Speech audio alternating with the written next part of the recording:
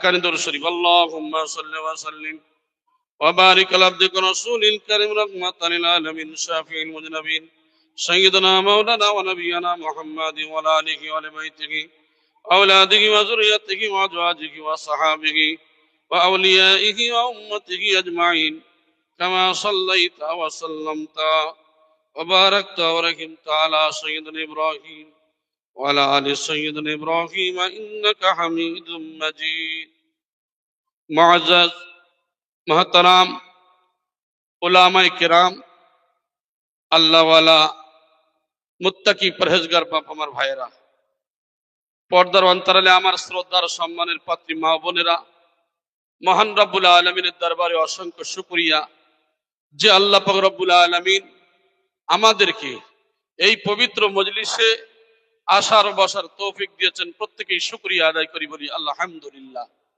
সেই মহামানব রসুল পাক সাল্লাল্লাহু আলাইহি ওয়াসাল্লামের দরবারে প্রত্যেকের কোটি কোটি দরুদ ও সালাম বর্ষিত হোক। প্রত্যেকেই বলি আল্লাহুম্মা আমিন, আল্লাহুম্মা আমিন। ভাই আমার, সেই 9টা থেকে 9:30 থেকে এই পর্যন্ত অনেক বয়ান বক্তৃতা কোরআন ও হাদিসের আলোকে আপনারা শুনেছেন। আর আমি 2-4 কথা বলে আল্লাহ যদি তৌফিক দান করেন আমিও ইনশাআল্লাহ বলে শেষ করব। তবে লম্বা চওড়া কোনো বক্তৃতা নয়। এই যে কামিল মুর্শিদ মুফতি আজান গাজী রহমাতুল্লাহ আলাইহির জন্মস্থানে যে আমরা এসেছি, আমরা যেখানে উপস্থিত হয়েছি, আর আমরা দেখতেও পাচ্ছি যে মানুষ আমরা কেউ চলে গিয়েছি আর কেউ আমরা প্রস্তুতি গ্রহণ করছি। আর আপনারা দেখলেন এখনই একটা অ্যাম্বুলেন্স এখান থেকে ঢুকলো, কারণ অসুস্থ মানুষকে বয়ে নিয়ে যাবে। আবার অসুস্থ মানুষ আল্লাহর হুকুম হলে কত অসুস্থ মানুষ লাশও হয়ে যাবে। তো জীবনটা আমাদের কোথায়? জীবনটা আমাদের কি? আমরা তো মানুষ দুনিয়ায় এই নফস, আমাদের মধ্যে যে নফস, এ দাগা দিচ্ছে। শয়তান ইবলিস বাইরে থেকে আক্রমণ করে, আর এই নফস ভিতর থেকে আক্রমণ করছে। যে অনেকক্ষণ তো হলো 9:30 থেকে এই পর্যন্ত, আগিয়ে চল, বাড়িতে চল, দেরি আর করে কি হবে। অনেকেই চলেও গিয়েছি, আর অনেকেই দেখলাম নামাজও পড়েনি। বয়স্ক মানুষ আমরা এখানে এসেছি আজান গাজী রহমাতুল্লাহ আলাইহির এখানে, অথচ আমরা দাঁড়িয়ে দাঁড়িয়ে নামাজ কাজা করছি। নাউযুবিল্লাহ, আস্তাগফিরুল্লাহ। আমার ভাই, বলার উদ্দেশ্য হলো এটা যে আজান গাজী রহমাতুল্লাহ আলাইহি তার জীবন এবং যৌবনকে, এই জমিদারি বাড়িকে, জমিদারি জায়গাকে সব ত্যাগ করে দিয়ে আল্লাহর রাস্তায় জীবন কুরবানি করেছেন। জোরে বলি সুবহানাল্লাহ। তিনিও তো মানুষ। তিনি কেমন মানুষ আর আমরা কোন ধরনের মানুষ? মানুষের মধ্যে পার্থক্য হলো এটাই, আমরা 2-4 ঘন্টা এত ব্যস্ত দেখাই যে আমাদের থেকে ব্যস্ততার কেউ নেই। আমার ভাই, আমি আসলে এই যে মজলিসের কিছু কথা আমি শেষ সময়ে আমি 2-4 কথা বলবো, কারণ যে মজলিসে বসবেন সে মজলিসে আল্লাহর জিকির আজগার ও তার নবী সাল্লাল্লাহু আলাইহি সাল্লামের উপরে দরুদ পড়তে হবে। আমরা আলহামদুলিল্লাহ দরুদ পড়েছি, ঠিক কিনা? দরুদ পড়েছি আমরা। তবে সেই দরুদটা এমন হওয়ার দরকার যে আমাদের অন্তরস্থল থেকে নবীর প্রতি দয়া মায়া রেখে আমাদের দরুদ যদি হয়, তাহলে আল্লাহ রাসূল সাল্লাল্লাহু আলাইহি সাল্লাম তার জন্য আমাদের শাফাআত, তিনি তার জন্য ওয়াজিব হয়ে যাবে। জোরে বলেন সুবহানাল্লাহ। প্রকৃতগতভাবে যদি আমরা সেই রসুলের মহব্বত করি, রসুল আমাদের মহব্বত করে না করে পারবেন না। ঠিক তদ্রূপ আমরা যেখানে এসেছি, এই যে নায়েবে রসুল অর্থাৎ সুফি মুফতি আজান গাজী রহমাতুল্লাহ আলাইহি আমাদের জন্য জীবন যৌবন উৎসর্গ করে দিয়ে তিনি কি করলেন? জমিদারিকে ত্যাগ করে দিয়ে গোটা 14 বছর সুরির জঙ্গলে সাধনা করে বিশ্ব মানব কল্যাণ করলেন। আর আমরা মানব জাতি তার জন্মস্থানে এসে 2-4 ঘন্টা সময় দিতে গেলে আমাদের কষ্ট হয়। আসলে আমি যে আয়াতে কারিমা পড়েছি আপনারা বুঝতে পেরেছেন ইন্নামাল মুমিনুনা আল্লাযীনা ইযা যুকিরাল্লাহ। মুমিনের ডেফিনেশন বলতে গিয়ে আল্লাহ পাক রব্বুল আলামিন জানিয়ে দিলেন, মুমিন হলো তারাই ইযা যুকিরাল্লাহ, যারা আল্লাহর স্মরণে, আল্লাহর ধ্যানে, ওয়াজিলাত কুলুবুহুম, তাদের অন্তরে কম্পন শুরু হয়ে যায়, ওয়া ইযা তুলিয়াত আলাইহিম আয়াতুহু, যখন আমার আয়াতসমূহ পাঠ করা হয়, যাদাতুহুম ঈমানা, তাদের ঈমানটা বেড়ে যায়। ঈমানদার মুমিন যারা হবে, এই মুমিন ব্যক্তিকে কোরআন ও হাদিস শোনার পরে, ওয়াজ নসিহত শোনার পরে এদের দিলটার মধ্যে এমন কম্পন শুরু হবে, ঈমানটা এত বেড়ে যাবে, চিন্তা করবে আর একটু শুনি, আর একটু শুনি। অর্থাৎ ওই ব্যক্তি সে মুমিন কিনা নিজের অন্তর তখন বলে দেবে। আর এই নফস হলো তিন ধরনের, একটা নফস হলো নফসে আম্মারা, আর একটা নফস হলো নফসে লাওয়ামা, আর একটা নফস হলো নফসে মুতমাইন্না। তার মধ্যে এই নফস আমাদেরকে দাগা যদি দেয়, মজলিস শোনার দরকার নেই, কোরআনের কথা শুনতে ভালো লাগে না। নফসে আম্মারা সে সব সময় খারাপের দিকে ধাবিত করে। আর নফসে লাওয়ামা কিছু ভালো কাজ করে, আবার ভুল হলে তওবা করে, আবার তওবা করে, আবার ক্ষমা চায়, আবার সেই কাজের মধ্যে লিপ্ত হয়, আবার ক্ষমা চায়। এটা হলো নফসে লাওয়ামার কাজ। নফসে মুতমাইন্না হলো ওই নফস, সে শুধু ভালো কাজ করে। আমার ভাই জানেরা, বলার উদ্দেশ্য হলো এটা, আজকের যে সময়টা বরাদ্দ করেছি আল্লাহর কোরআনের হুকুম মতো এই মজলিসে যে এসেছি, আমি আপনি যদি আসার পরে কিছুক্ষণ সময় যদি বসে যাই, আল্লাহ পাক রব্বুল আলামিন এ সম্পর্কে অনেক কথা বলেছেন, আমি আপনাদের সম্মুখে সেই কথা কিছু ব্যক্ত করব। আল্লাহর নবী সাল্লাল্লাহু আলাইহি সাল্লাম বলেন, মা জালাসা কওমুম মাজলিসান লাম ইয়াযকুরুল্লাহ ফি ولم يصلوا على نبيهم إلا كان عليهم قراطا فإن شاء عذبه وإن شاء غفر له। বলা হয়েছে হাদিসের মধ্যে, যে সম্প্রদায় এমন কোন মজলিসে বসে যেখানে তারা আল্লাহর জিকির করে না, নবীর প্রতি দরুদ পড়ে না, সেই সম্প্রদায়ের ক্ষতিকর, সে ক্ষতিগ্রস্তের মধ্যে পড়ে গেল। মজলিসে বসবে জিকির করবে না, মজলিসে বসবে এসে দরুদ শরীফ পাঠ করবে না, ওই ব্যক্তি সে নিজের ক্ষতি নিজেই করে ফেললো।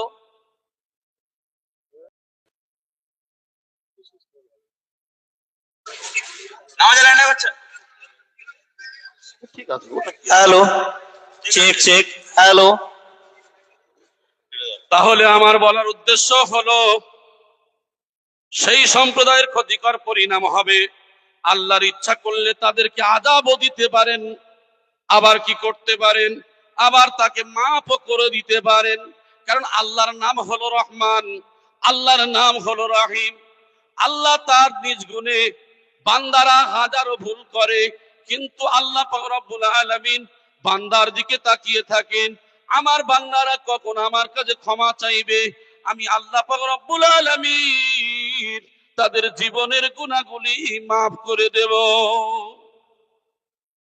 ও আমার সোনার ভাইয়েরা, আল্লাহ রাসূল সাল্লাল্লাহু আলাইহি সাল্লাম বলেন, মা মিন কওমি ইয়াকুমুনা মিন মাজলিসিন লা ইয়াযকুরুনাল্লাহা ফীহি ইল্লা কামু আন মিসলি জিফাতিল হিমারিন ওয়া কানা লাহুম হাসরাতান। যে কোন সম্প্রদায় কোন মজলিসে থেকে আল্লাহর জিকির না করে উঠে গেল, তারা যেন মৃত গাধার মতো কোনো কিছু থেকে উঠে গেল। মজলিসে আসলো, জিকির নাই, দেখতে এসেছি, নামাজ নাই, ঘুরে চলে গেলাম, বলা হয়েছে তারা যেন মৃত গাধার মতো কোনো কিছু হতে উঠে গেল। কথা বুঝতে পেরেছেন না পারেননি? তাহলে আমরা এখানে এসেছি গাধার মতো যদি না হয়ে, যদি আল্লাহর রসুলের তরিকা মতো চলি, আল্লাহর কোরআনের হুকুম মতো কিছু সময় যদি অতিবাহিত করি, এদের জন্য মহা পুরস্কার রয়েছে।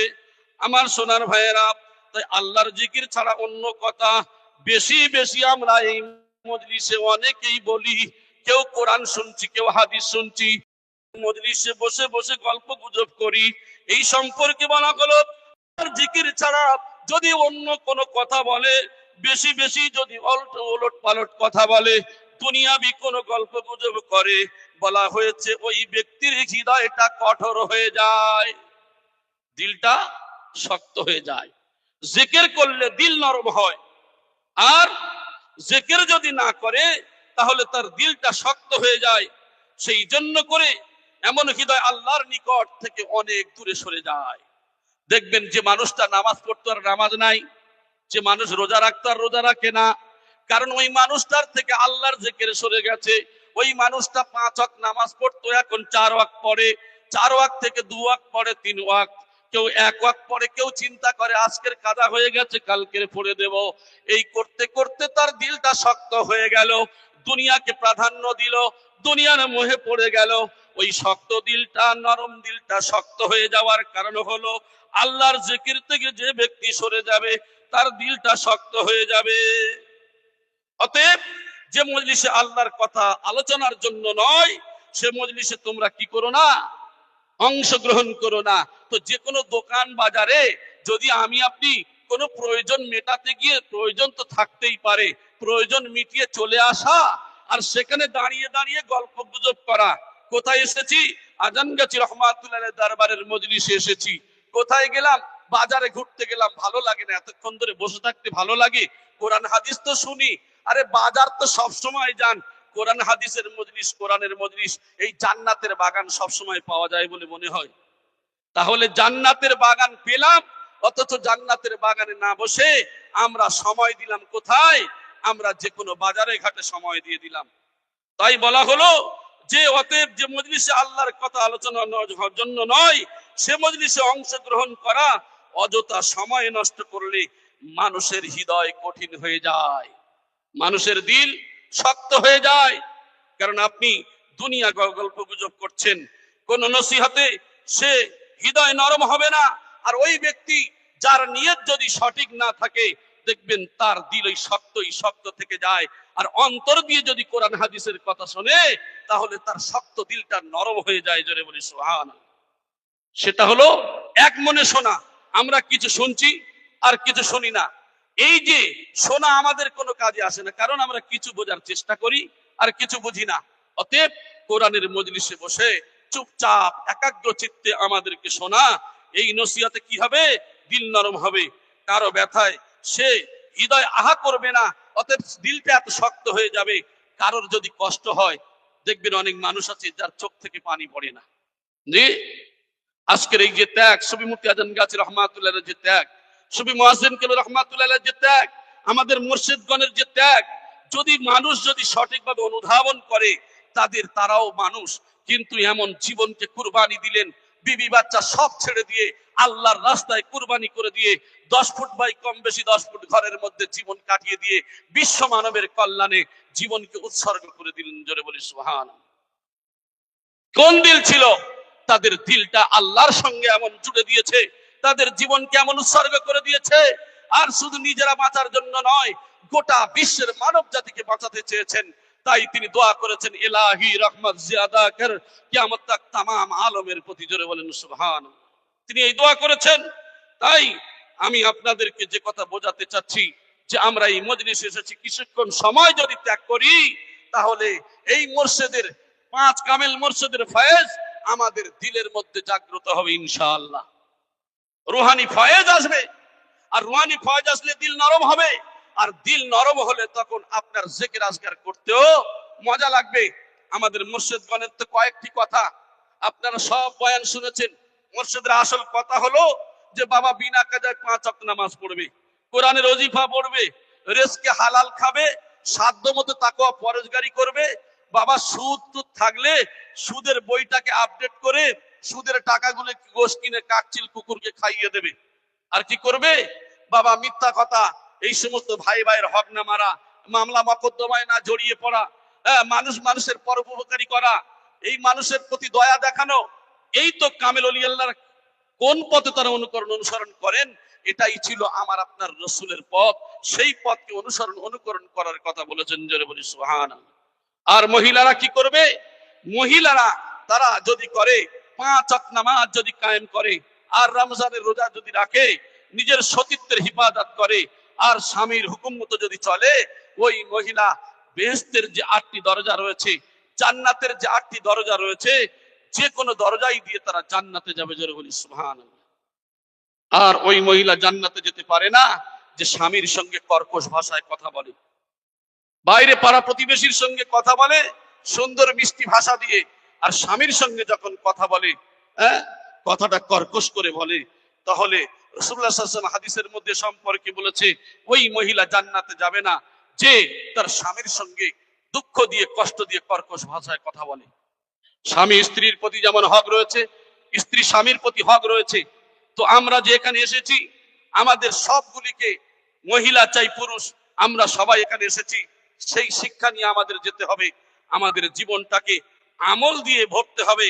এই জন্য করে আমাদের পথ অনুকরণ করতে হবে কাদের? ওই কামেলিনদের কথার উপরে আমল করতে হবে। আর কামেলিনদের কথা মানে রাসূলুল্লাহ সাল্লাল্লাহু আলাইহি ওয়াসাল্লামের কথা। জোরে বলি সুবহানাল্লাহ। আর রাসূলের কথা মানে স্বয়ং এটা আমার আল্লাহর কথা। জোরে বলি সুবহানাল্লাহ। আর আল্লাহ রাসূল সাল্লাল্লাহু আলাইহি ওয়াসাল্লাম বলেন, নিশ্চয়ই আল্লাহ সুবহানাহু ওয়া তাআলা কিছু আল্লাহর ফেরেশতা আছেন, তারা কি করেন? যারা রাস্তায় রাস্তায় ঘুরে ঘুরে আহলে জিকির খুঁজতে থাকেন। তারা কারা? আহলে জিকির বলতে এই সমস্ত জিকির যারা করে, কালিমা শাহাদাত, সুবহানাল্লাহ, লা হাওলা, সুবহান, আস্তাগফার, সূরা ফাতিহা, সূরা ইখলাস, ফালাক, নাস, দরুদ শরীফ, যত জিকির আজকাল আছে, নামাজ, যত রকম জিকির আছে, এই জিকির যদি করে, আল্লাহর ফেরেশতারা এই আহলে জিকিরদের খুঁজতে থাকেন। জোরে বলেন সুবহানাল্লাহ। এই রাস্তা রাস্তায় ঘুরে ফিরে আহলে জিকির খুঁজতে থাকেন। অতঃপর যখন কোন সম্প্রদায়কে আল্লাহর জিকির রত অবস্থায় দেখতে পান, তখন তারা একে অপরকে আহ্বান করে বলতে থাকেন, এসো তোমাদের প্রয়োজনের দিকে। সুতরাং তারা সেখানে উপস্থিত হয়ে তাদের নিজেদের ডানা দ্বারা নিচের আসমান পর্যন্ত বেষ্টিত করে ফেলেন। জোরে বলি সুবহানাল্লাহ। ফেরেশতারা ডানা বিছিয়ে দেন, এই জমিন থেকে নিয়ে আসমান পর্যন্ত ডানা বিছিয়ে দেন। অতঃপর তাদেরকে তাদের প্রতিপালক জানা সত্ত্বেও তাদেরকে জিজ্ঞাসা করেন, আমার বান্দারা কি বলছে? ফেরেশতারা বলেন, তারা আপনার পবিত্রতা ঘোষণা করছে। জোরে বলি সুবহানাল্লাহ। এই যে এই জিকির, আপনারা এই জিকিরের মজলিসে যে বসেছেন, ফেরেশতারা চতুর্দিকে বেষ্টন করে আছে, এবং আল্লাহ সুবহানাহু ওয়া তাআলা জানার পরেও জিজ্ঞাসা করবেন, আমার ফেরেশতা, আমার বান্দারা এখন কি করছে? বলে তারা জিকিররত অবস্থায় আছে। আচ্ছা বলেন তো, এখানে আপনারা আমরা যারা আছি, আমরা জিকির করছি না করছি না? এই যে জিকির করছি, তাহলে এই জিকিররত অবস্থায় কি করেন? আল্লাহ জিজ্ঞাসা করছেন, আমার বান্দারা কি বলছে? ফেরেশতারা বলেন, তারা আপনার পবিত্রতা ঘোষণা করছে, আপনার মহত্ব বর্ণনা করছে, আপনার প্রশংসা গৌরব বয়ান করছে। জোরে বলেন সুবহানাল্লাহ। আপনার গৌরব বয়ান করছেন। আপনি রহমান, আপনি রহিম, আপনি রাজ্জাক, আপনি আল্লাহর যতগুলি নাম রয়েছে, হে আল্লাহ, আপনার গুণ কীর্তন করছেন আর আপনার গৌরব বর্ণনা করছেন। জোরে বলি সুবহানাল্লাহ। এই যে আল্লাহ বলেন, তারা কি আমাকে দেখেছে? আমার যে আমি রব, আমার যে গৌরব বর্ণনা করছে, আমার যে ইজ্জতকে তারা তাদের বুকে প্রাণে যে মেনে নিয়েছে, অতএব তারা কি আমাকে দেখেছে? কি বলছেন? তারা কি আমাকে দেখেছে? ফেরেশতারা বলেন, জি না আল্লাহ, আল্লাহর কসম তারা আপনাকে দেখেনি। আল্লাহ বলেন, কি হতো যদি তারা আমাকে দেখতো? তারা যদি আমাকে দেখতো তাহলে কি হতো? ফেরেশতারা বলেন, যদি তারা আপনাকে দেখতো তাহলে আরো বেশি বেশি ইবাদত করতো। জোরে বলেন সুবহানাল্লাহ। হে আল্লাহ, আপনার যদি দেখতো তারা বেশি বেশি ইবাদত করতো, আপনার তাসবিহ তাহলিল আরো বেশি বেশি করতো। আল্লাহ বলেন, কি চায় তারা? ফেরেশতারা বলেন, তারা আপনার কাছে জান্নাত চায়। হে আল্লাহ, আপনার কাছে আপনার বান্দারা কি চায়? জান্নাত চায়। আল্লাহ বলেন, তারা কি জান্নাত দেখেছে? এটা হুজুর কিবলা তো বয়ান করেন, আপনারা শুনেছেন। তারা কি জান্নাত দেখেছে? ফেরেশতারা বলেন, জি না।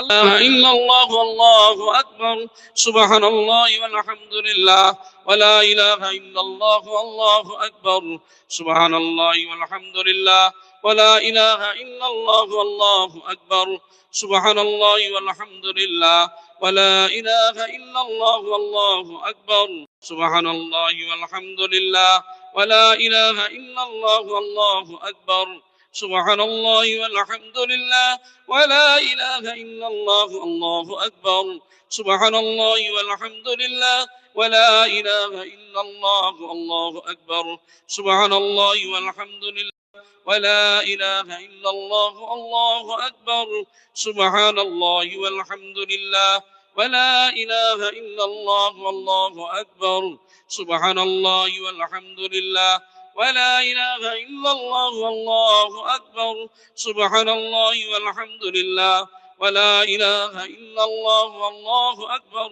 سبحان الله والحمد لله ولا إله إلا الله والله أكبر سبحان الله والحمد لله ولا إله إلا الله والله أكبر سبحان الله والحمد لله ولا إله إلا الله والله أكبر لا حول لا حول ولا قوة إلا بالله العلي العظيم لا حول ولا قوة إلا بالله العلي العظيم لا حول ولا قوة إلا بالله العلي العظيم لا حول ولا قوة إلا بالله العلي العظيم لا حول ولا قوة إلا بالله العلي العظيم سبحان 5 বার سبحان قدوس مرسي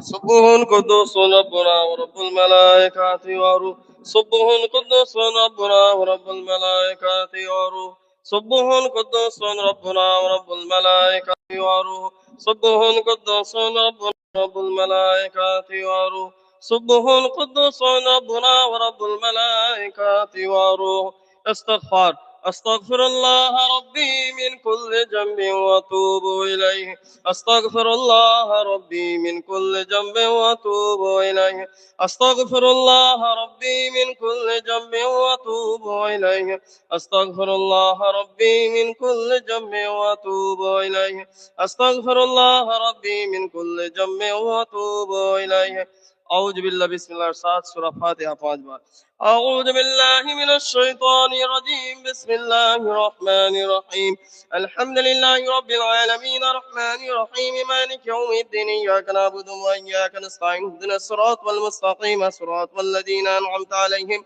غير المغضوب عليهم ولا الضالين آمين بسم الله الرحمن الرحيم الحمد لله رب العالمين الرحمن الرحيم مالك يوم الدين إياك نعبد وإياك نستعين اهدنا الصراط المستقيم صراط الذين أنعمت عليهم غير المغضوب عليهم ولا الضالين آمين بسم الله الرحمن الرحيم